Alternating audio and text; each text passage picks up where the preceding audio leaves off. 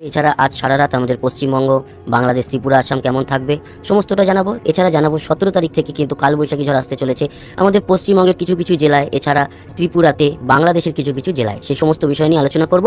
এই মুহূর্তের উপগ্রহ চিত্র বলছে সমগ্র ভারতে সেরকম কোথাও বৃষ্টি না থাকলেও মধ্য ভারত, এছাড়া খানিকটা উত্তর ভারতের দিকে বৃষ্টি রয়েছে। তবে আমাদের বেঙ্গল জোনের দিকে যদি আমরা নজর দিই তাহলে পশ্চিমবঙ্গ এই মুহূর্তে পুরোই পরিষ্কার। তবে বাংলাদেশের ফরিদপুরের কাছে সামান্য একটু বৃষ্টি দেখা যাচ্ছে। বাকি ত্রিপুরা পরিষ্কার, আসাম পরিষ্কার।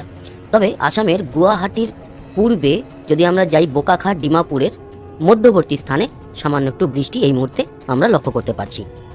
আগামী দিনে বৃষ্টি কীরকম থাকছে সেটা দেখব। তো আগামী 3 দিনের মধ্যে আমরা দেখতে পাচ্ছি যে ত্রিপুরা এবং বাংলাদেশের সেনবাগ, কুমিল্লা, ফটিকচারি উপজেলা, মানিকচারি এবং পুরো ত্রিপুরা জুড়েই বৃষ্টি থাকবে।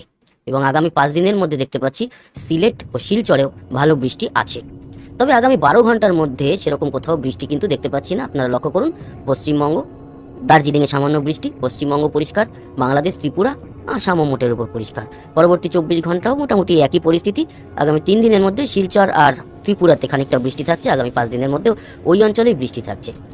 বৃষ্টি না থাকলেও ঝড় থাকবে কিন্তু আমাদের পশ্চিমবঙ্গে, এবং শুধু পশ্চিমবঙ্গ নয়, ত্রিপুরা এবং বাংলাদেশেরও বেশ কিছু জেলা, সেই বিষয় নিয়ে আলোচনা করব। আমরা চলে আসি উইন্ড কাস্টিংয়ে, এবং এখানে গেলেই বোঝা যাবে যে আজকের এই মুহূর্তে কিন্তু আমরা যেটা দেখছিলাম, যে আমি এই মুহূর্তে দক্ষিণ কলকাতায় রয়েছি, একটু ঝোড়ো হাওয়া বইছে। ধরে রাখুন মোটামুটি 15 কিলোমিটার গতিবেগে দক্ষিণ দিক থেকে একটা ঝোড়ো হাওয়া মাঝে মধ্যে একটু বেশ আসছে। তবে গরম এই মুহূর্তে রয়েছে। এছাড়া আর কোথাও সেরকম হাওয়া বা ঝড়ের আপাতত আজ কোনো সম্ভাবনা নেই। আগামীকাল যদি দেখি 16 তারিখ বিকালের দিকটাতে একটা জিনিস যেটা লক্ষ্য করছি সেটা হচ্ছে বীরভূম এবং এদিকে দুর্গাপুরের দিকে একটু ঝোড়ো হাওয়া বইবে, সিউড়ির দিকেও থাকবে।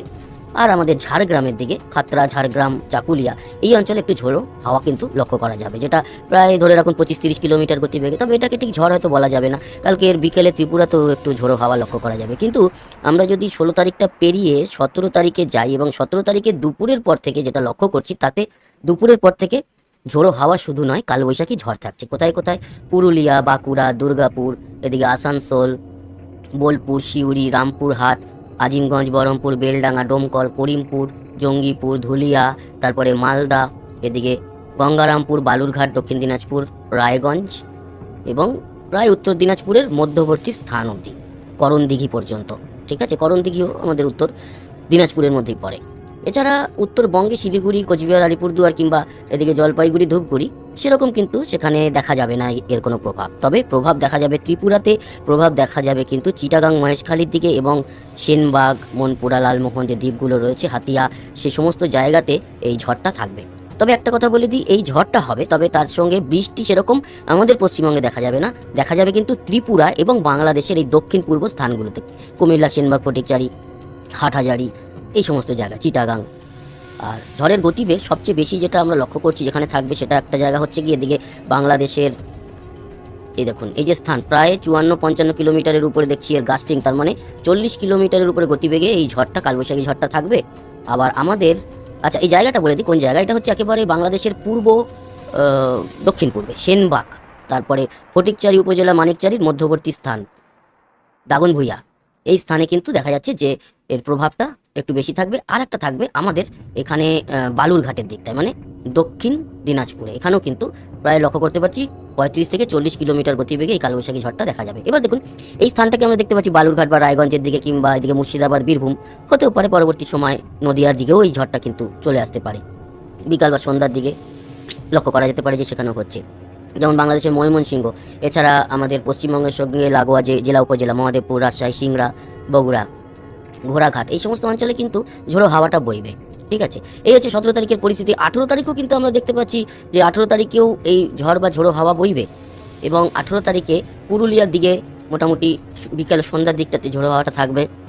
ত্রিপুরা এবং বাংলাদেশের দক্ষিণ পূর্বে চিটাগাং, মহেশখালী, তারপর সেনবাগ, মতিরহাট, এই যে অঞ্চল, মনপুরা দ্বীপ, 18 তারিখেও এখানে একটা ঝড় দেখতে পাওয়া যাচ্ছে। এবং 18 তারিখের পর আমরা যদি 19 তারিখে যাই, 19 তারিখেও দুপুরের পর পুরুলিয়া, বাঁকুড়া, বীরভূমের দিকে এই ঝড় বা ঝোড়ো হাওয়া থাকবে, এবং থাকবে বাংলাদেশের যে সেনবাগ এবং দক্ষিণ পূর্বের জেলা উপজেলাগুলি, এছাড়া ত্রিপুরাতে থাকবে এই ঝোড়ো হাওয়া। 20 তারিখেও আমরা দেখছিলাম যে 20 তারিখেও অল্প বিস্তর এর কিন্তু এফেক্ট আমরা দেখতে পারবো, এবং 20 তারিখেও ভালো কালবৈশাখী ঝড় দেখা যাবে। বিশেষ করে আমরা দেখছি বীরভূম, আসানসোল, দুর্গাপুর, পুরুলিয়া, ঝাড়গ্রামের দিকে, এবং আংশিক মালদা, মুর্শিদাবাদ, এবং দেখতে পাচ্ছি আমরা কুমিল্লা, সেনবাগ, বাংলাদেশের অমরপুর, আমবাসা, শিলচরি বাজার, মগিয়াবাড়ি, বেলোনিয়া, এই সমস্ত জায়গা, এবং দক্ষিণ পূর্বের জেলা উপজেলাগুলিতে এটা 20 তারিখ অবধিও থাকছে। তার মানে আগামী 17 তারিখ থেকে রেগুলার সন্ধ্যের পরেই কিন্তু ঝোড়ো হাওয়া এবং মাঝে মাঝে কালবৈশাখী ঝড় এই জেলাগুলিতে দেখা যাবে। মেনশন করে দিলাম আলাদা করে সমস্ত জেলার নাম। তো এইবার চলে আসি, আমরা যেটা আলোচনা করবো সেটা হচ্ছে বৃষ্টি। কিন্তু এর মধ্যে যেটা আমরা দেখতে পাচ্ছি তাতে লক্ষ্য করা যাচ্ছে যে আমাদের মাঝে মাঝে কিছুটা মেঘে হালকা পাতলা বৃষ্টি হবে আমাদের দক্ষিণের সামান্য কিছু জায়গা। তবে ত্রিপুরাতে একটু বেটার বৃষ্টি কিন্তু লক্ষ্য করা যাচ্ছে। 17 তারিখ বিকালে যে ঝড়টা হবে সেই ঝড়ের সঙ্গে 30 মিলিমিটারের উপরে বৃষ্টি আছে হচ্ছে গিয়ে ত্রিপুরা। তার মানে বুঝতে পারছেন ত্রিপুরা এবং বাংলাদেশের দক্ষিণ পূর্বের জেলাগুলিতে বৃষ্টিটা থাকছে, তবে আমাদের পশ্চিমবঙ্গে সেরকম থাকছে না।